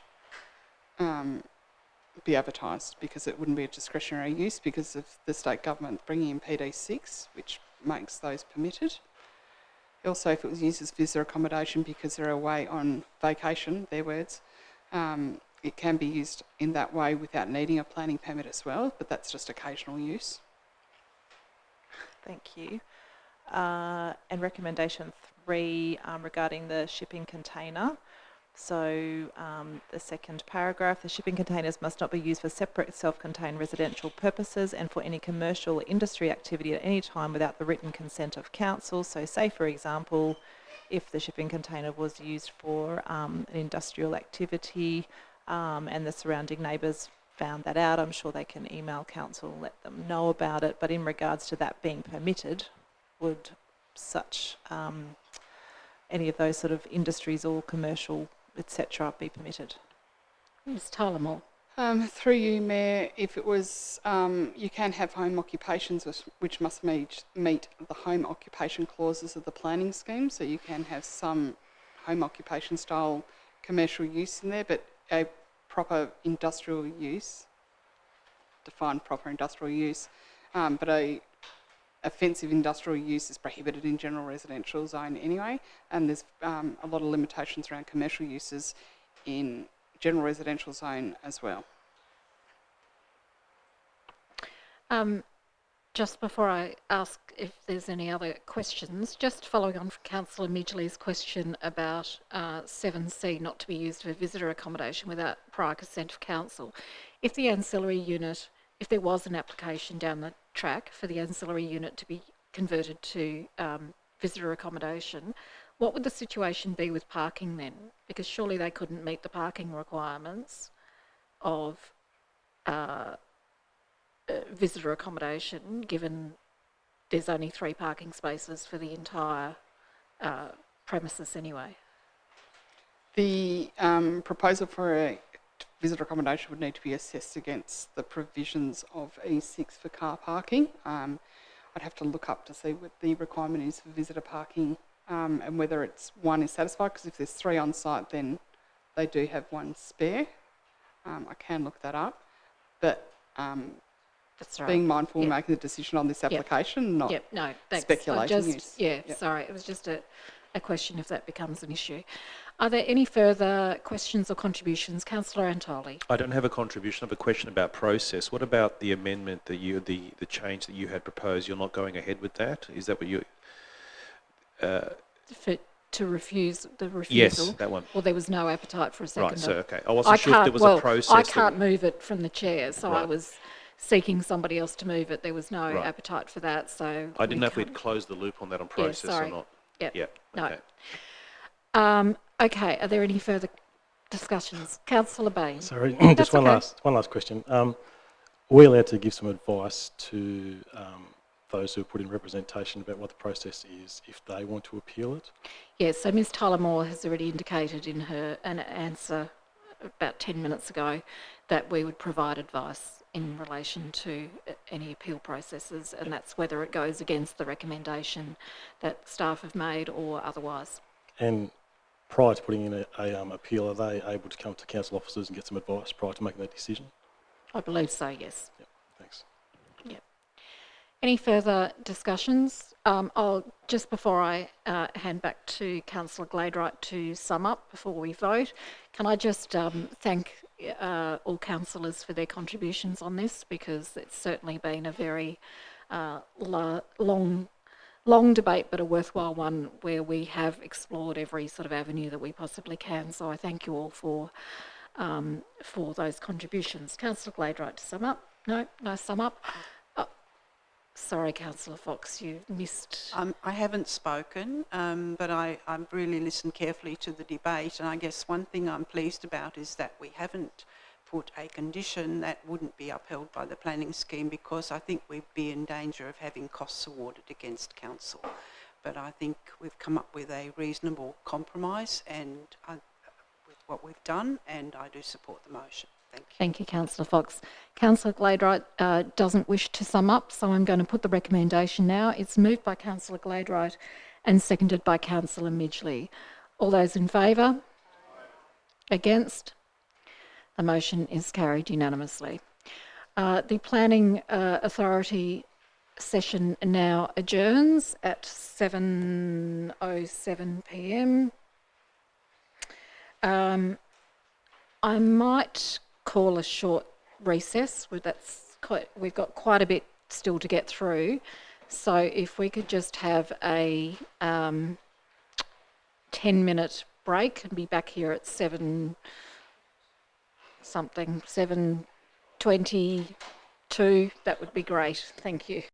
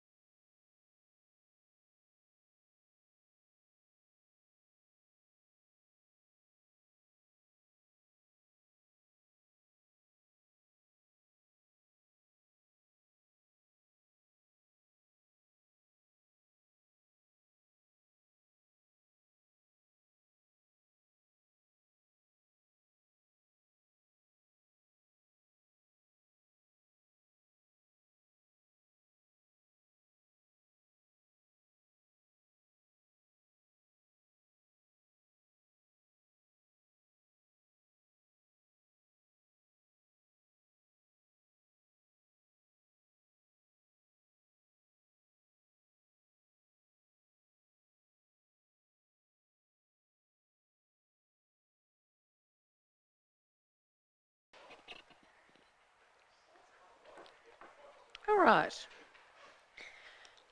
Welcome back. For those who are watching along at home, apologies, we just needed a quick break after quite an intensive debate, and we are now back and we are on. We're in the open session of council that has recommenced. We're on page 46, petitions still being actioned, there are none, and at the time the agenda was compiled, no petitions had been received. Takes us to officers' reports to council, and we're on Copping Refuse Disposal Site Joint Authority proposed rule changes, recommendation on page 48. I'm looking for a mover and a seconder, please. A mover in Councillor Cordova and a secondary Councillor Bain. Councillor Cordova. Thank you, Mayor. This is a very straightforward and prosaic rule change, and the idea here, basically there's a set of processes that need to be undertaken in order for the Copping Refuse Disposal Site Joint Authority to change their rules, and so basically they have to ask all the ownership councils to approve. The main reason for this is basically to give them the option to separate the roles of authority secretary and the board secretary. So currently those roles are the one and the same person, but they want the option to have a separate secretary for the authority as for the board. That will give them greater capacity to do the work that they do, and really they're just asking for us to approve of the decision that's already been made by them to separate those two roles, or to at least give them the option to separate them. They don't have to if they don't want to, but they're just asking for that option. So I see no risk in, and indeed 8.1 of this report says there are no risks identified in this recommendation, so I would ask us to all acquiesce to this recommendation. Thanks. Thank you very much. Councillor Street. It's one of your favourite topics, isn't it? It is. It's not. I will happily acquiesce, but just make the point that this is like the third set of straightforward and prosaic changes that have been made to the Copping Joint Authorities rules in the last 3 years. They are an absolute pain because of the provisions of the Local Government Act, and instead of coming back every year, perhaps it might be time for the board of the authority to put some money into reviewing their constitution and rules to get them right for the next 5 or 10 years, rather than having to go through this process which requires it to come back to us 3 times, I think, and then to every other member council as well 3 times, and then advertised. Something for you to take back to the board. Thank you, Councillor Street. I'm sure Councillor Cordova will pass that along. Any further discussion? I'm assuming there's no summing up then. So I'll put the recommendation as printed on page 48. Moved by Councillor Cordova and seconded by Councillor Bain. All those in favour? Against? Motion is carried unanimously. Takes us to page 60, Draft Margate Master Plan. With a recommendation on page 62, I'm looking for a mover and a seconder. I've got a mover in Councillor Antoli and a seconder in Councillor Cordova. Councillor Antoli. Thank you, Mayor. It's with pleasure that I put forward this Draft Margate Master Plan to Council for approval. In 14 days from now, Margate will be my family's new home. Oh. And we're moving from Kingston to Margate. And so we read this with interest. This master plan is a target, not a Google Maps of everything that will happen, but it is based on extensive community consultation that happened over a period of on 2 different occasions. In February 24, on the 12th, no, we had 1,000 responses, which is huge, on the 12th of Feb to the 12th of March. And then there was a community workshop held on the 20th. And feedback from the community has been implemented in the plan. And I just would love to note to the community, we would love to be able to put everything in the plan into reality, but Council can't guarantee that, and it's based on a target rather than a step-by-step roadmap where everything will be done. So we just have to manage community consultation on that. I want to thank Council staff for the extensive work that they put into this. The community workshop work, the after-hours work, the phone calls, all of that, and it looks pretty good to me, and it was also done professionally with the help of external provider, and I recommend it to the Council for approval. Thank you. Councillor Cordova. Thank you, Mayor. It's a great privilege to second this motion, and I agree with Councillor Antoli's sentiments regarding the funding requirements for this. I think one of the real advantages of having a plan on a page that is well thought out, that's visionary, that is a bold and audacious goal, that then allows you to receive funding, or to at least seek funding, because you already have some shovel-ready ideas for projects that could go in. Without those plans on a page, it's very difficult to seek and receive funding from state government and federal government. So you really do need to have done the legwork already, and I think that's one of the chief advantages of having this draft master plan here, is what it will enable the council to do is show this visionary and to some extent audacious document. It does have a lot of really exciting but bold and what will be expensive things to implement. And so, as Councillor Antoli alluded to, it's not like on day one we'll be able to fund all this, but what it does give us is the plan to be able to show funding bodies and authorities to say, well, we have all these great ideas for Margate. They're not just our ideas, but they are born out of community consultation. They're born out of key stakeholders like the local school. We've talked to people about what their issues are about traffic, about wanting to make the landscape, make the urban built environment look nicer, help people to, as Stephen Burgess would say, stop, stick, stay and spend. You know, how do you attract people into your commercial business areas and have them not just stop off for 5 minutes, grab a coffee and then leave, but how do you make it attractive and pleasant enough for people to want to meet friends and spend a bunch of money and go to a bunch of different shops and you know, meet people and bring the family? How do you encourage that kind of a urban amenity? So this has all that, and it was born from community consultation. So I think we're doing this in the right way. And so even if on day one we aren't able to fund every aspect of this, or indeed many aspects of this, it will open many doors, I hope, for funding opportunities. So I do endorse the draft Margate Master Plan. Thank you, Councillor Cordover. Councillor Midgley. Thank you, Mayor. Yes, echo all that's been said. And thanks to the many people who have taken part in the consultation. Without their voice, we can't get to the draft master plan as it is. We know it's a really important corridor for Kingborough. It's outside of, you know, Kingston, where we've done a lot of work over the last kind of 5 years. Now we're looking to the suburbs outreaching to Kingborough. We know that it's a route that tourists use on their way to Bruny Island, and we know with the increased population in Kingborough that, you know, Margate is facing some congestion sort of problems as well. And the new development there, we'll see a new kind of look for Margate. So it's really in line with that. Members of the community have spoken about that, the street and the traffic and the safe crossing as well. So noting as well in 4.9, the plan staff and the consultants have spoken with DSG. And other stakeholders, and concept proposals have been identified as quick wins, stepping stones or big move wins kind of thing as well. And there was also a point around which has been really raised by the public, and definitely you know, raised as an important matter during when councillors were door knocking for the elections, around the investigating opportunities to improve pedestrian safety and public transport infrastructure. So that's sort of alongside this report as well. So I guess I just got a question around like where to now, what happens? Does this draft kind of concept then go back out to the community? What does that kind of look like? We're just sort of getting a bit of a nod, any kind of tweaks and changes, and then it comes back to council. Is that correct? Mr. Reeve. Yeah, no, that's right.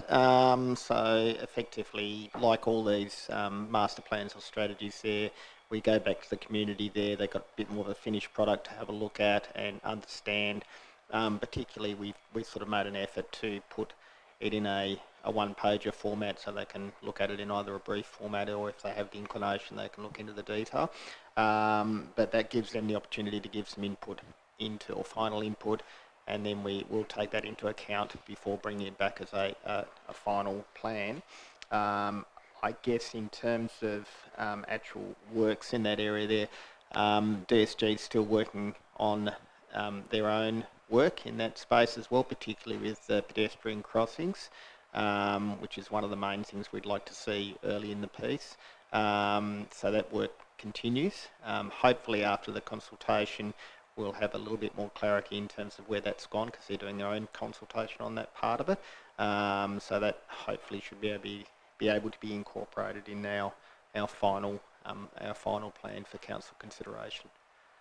Great, thank you. And just, yeah, to acknowledge that summary as well for those people who don't have time to read the whole, you know, colour tone and brick selection that we might be looking at in the future. We've got a nice executive sort of summary there for us to have an overview.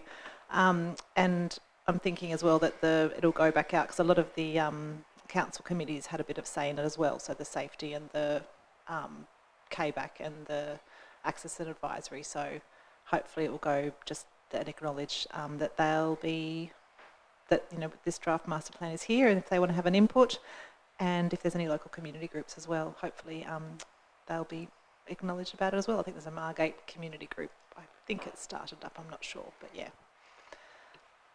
Thank out you. for it. Thank you, Councillor Minchley, Councillor Bain, and then Councillor Fox.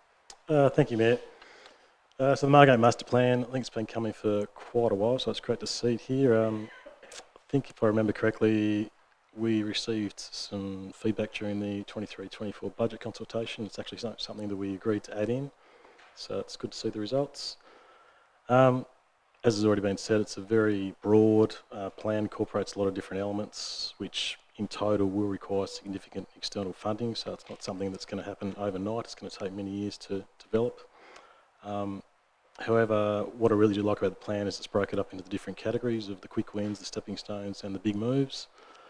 So as a council, we'll have the ability to tackle the plan in different stages and bit by bit make significant improvements across Margate. And the other thing worth noting is it isn't all just about us, it's also about, it's great to have a master plan that provides guidance for state government, like we've spoken about the crossings, the bus stops, and for commercial and residential developers. So they know that what the council and the community would like to see Margate develop into. So I think it's got a lot of benefits, even though it is quite large. It's aspirational, but hopefully we'll see it all come to pass over the many years, and look forward to seeing the feedback from the community. Thank you. Councillor Fox. Thank you. I'm really pleased about the timing of this particular strategy. It's Margate has been growing so rapidly in the last decade or so, and with the new shopping centre coming on board, I think if there are any further developments, we will have the power to sort of direct them to be more in line with the needs of the community, to make this area a more livable area, to try and reduce that corridor effect that Councillor Midgley mentioned, where we've got a main road linking Bruny Island and the south of Kingborough through this tiny town with schools on both sides and people desperate to cross the road, and it's almost impossible, with cars trying to get out of intersections. Even the Sandfly Road intersection is becoming a nightmare. And I think it's really good that DSG are on board, and I'm hoping that there will be improvements with crossings, because I'm worried that there'll be lives lost before that is actually on the ground. And also that the environmental conditions are taken into account, and the area is more livable in general for the local residents. There's such a huge amount of growth that's happened without being seen from the road. All the areas on both sides of the highway have been, well, hundreds of houses have gone in the last few years, and I think there's going to be more, because Kingborough is growing so rapidly, and this is probably one of the major growth areas for us. So it would be a terrible shame if something didn't happen soon as a result of this study, and I think we should focus on that and make it happen. Thank you. Thank you, Councillor Fox. I just had one question in relation to this. Obviously, like others, I'm pleased to see this here, and as I'm sure the community is, because I know they've been waiting for it for some time. But the other thing they've been waiting for some time is a bus shelter and a bus stop. I did inquire with Mr. Reeve a number of weeks ago as to whether we could put some pressure on the Department of State Growth to start that, because the Margate bus stop was identified as the third priority out of all the 90 or so that needed to be upgraded to be made accessible and also to have some shelter. And I believe that they were waiting for this master plan to be completed. Do you have an update that you can share, Mr. Reeve? Because I know you tried to contact them and the contact was away, but have you got anything further to report? Through you, Mayor. Yeah, look, I did contact them, and the person who was working on that's moved on to another area there, but I've got the contact for the person who is working on it. They did tell me they were due to start on that. I won't say imminently, but they were due to start on that fairly soon. So what I can do is You've had your thesaurus out, haven't you? I have, yeah. So I'll chase that up again with them, because that was probably about a week or two ago. So I'll just see whether or not there's actually been any other movement on there. Thank you, because I have had, since we did put this out for, since we announced that we were doing this, I have had inquiries from members of the Margate community. Councillor Dean. Sorry, that was just my question. Is we did the online engagement. We met with the school and stakeholders. Is there any plan to engage more in person to, I suppose, let the community know, other than plonking on the website? And yeah. Mr. Reeve. Through you, Mayor. We've already actually had some discussions with, for example, Banjos, because there's the council car park that's near there, so they've made them aware of it, and also the school as well. So some of the key stakeholders we've actually gone back to directly already. So I guess the intention with this is to more widely release it to the Margate community there and get their feedback through that avenue. Clearly, during the process there, we've actually done a fairly extensive community consultation to gather people's thoughts. So we're hoping with this final one, plus some of those targeted type consultations there, will gather any of the final thoughts we actually need to actually incorporate into the strategy, into the master plan. Councillor Dean. Thanks. Yeah, look, the point was really more about kind of spruiking it. You've done a lot of consultation and actually just making them aware that the end product is fantastic. And just one other question, probably for Mr. Reeve. State Growth have finished up their own kind of consultation phase into pedestrian crossings on the main road. Do we have have you heard from them as to how their project is going? Mr. Reeve. Yeah, through you, Mayor. So we meet with them generally on a weekly or fortnightly basis, just to make sure the two projects are actually running side by side. So, for example, this project informs where we might have actually identified areas where they would have crossing points. So it's a little bit difficult because we're running our consultation on a more general type area, because it's a whole master plan, and they're running it more on particular pedestrian crossing points and so forth. So they were lagging us a little bit in terms of that side of things. So I don't know that they've actually come to a final point, if you like, as to where they're going to be at with that. But I'm hoping that while we go through this consultation, this final consultation with the community there, that we'll get some more information back from State Growth on that. Any further contributions? Councillor Antoli, did you want to sum up? No. I'll put the recommendation then as per page 62 of the agenda, moved by Councillor Antoli and seconded by Councillor Cordova. All those in favour? Against? Motion is carried unanimously. Takes us to page 115, Draft Kingborough Health and Wellbeing Strategy 2024 to 2029, with the recommendation on page 116. I'm looking for a mover and a seconder. I've got a mover in Councillor Midgley and a seconder in Councillor Gladright. Councillor Midgley. Thank you, Mayor. Happy to move this health and wellbeing strategy, and noting it's the first one for Kingborough Council to do this. If we look across the Victorian councils, we'll note that I think most of the Victorian councils actually have a health and wellbeing strategy, and I think it's sort of a part of their, I don't know if it's legislative or something like that. Don't actually know if that's true, but anyway, when I did have a look to compare other health and wellbeing strategies, so it sounded true. It sounded there was something in there, but I didn't quite take it all in. But it looks like a lot of them have them. But noting that across Tasmania, maybe 5 years ago, I think LGAT kind of looked at this health and wellbeing strategies for Tasmanian councils. Again, I don't know the full history of that one, but as you can see, one of the links or on a website, I think it's on LGAT or somewhere, you can see that there's a bit of a movement across Tasmanian councils in regards to actually doing a health and wellbeing strategy. So this health and wellbeing strategy, that it was a grant that council staff had applied for, so that's sort of where it's come from in regards to that. And really just acknowledging that, health and wellbeing, it's like we're the closest to the people. The people are, health and wellbeing. Like it's a really important part of our community, and we've seen that through, many factors with our love of playgrounds, tracks and trails, our response to public health, minimising, no smoking places and things like that. And when we look at like the pages, say the 3 strategic outcomes, if we look following the detail in that on page 146, the thing that really,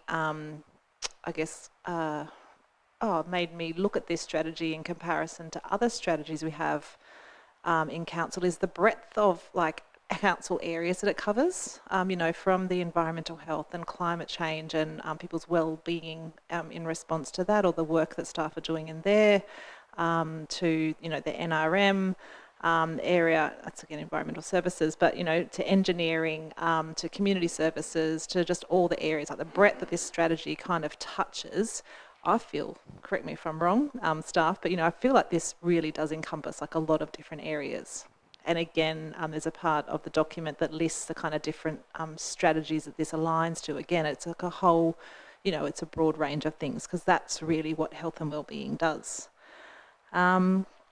So again, the consultation, it came out, I think, during a bit of a busy time during consultation that was happening at council last year, but we did have quite a high number of people participate.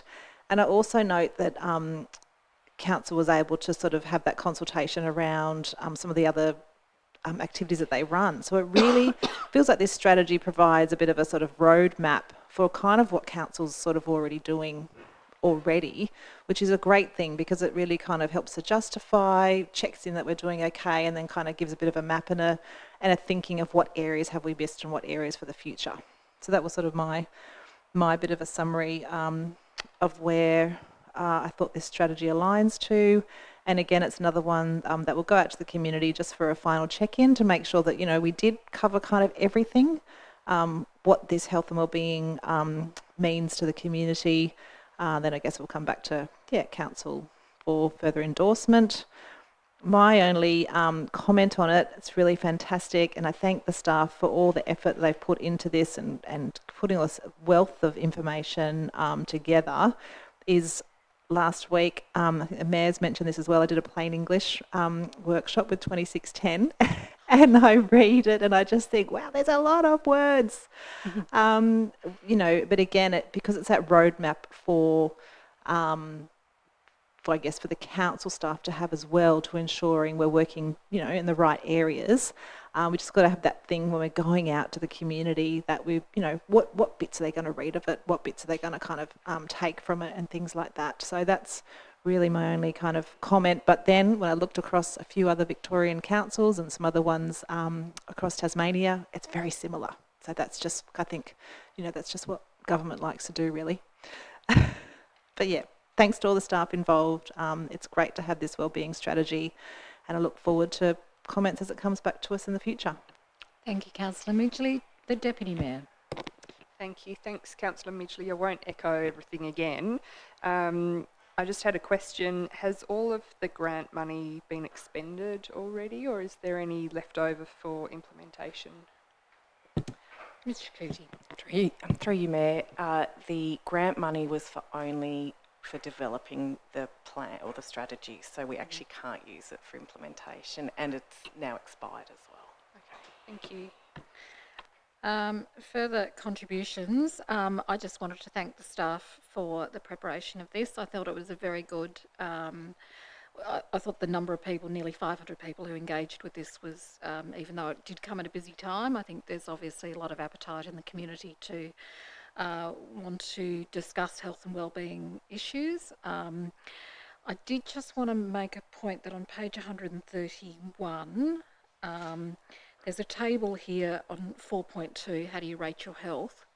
Poor, fair, good, very good and excellent. There's no there's no what do you call it? There's no tag along the bottom to explain what the different colours are on the table.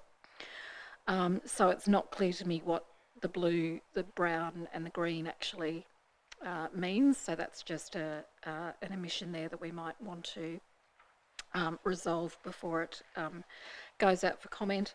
I guess as Councillor Midgley said, I think it's quite interesting that we have multiple roles within the community for, you know, whilst all levels of government are responsible for health and wellbeing, we have multiple ones. We have ones as a provider, we have ones as a regulator where we regulate public health things like food safety.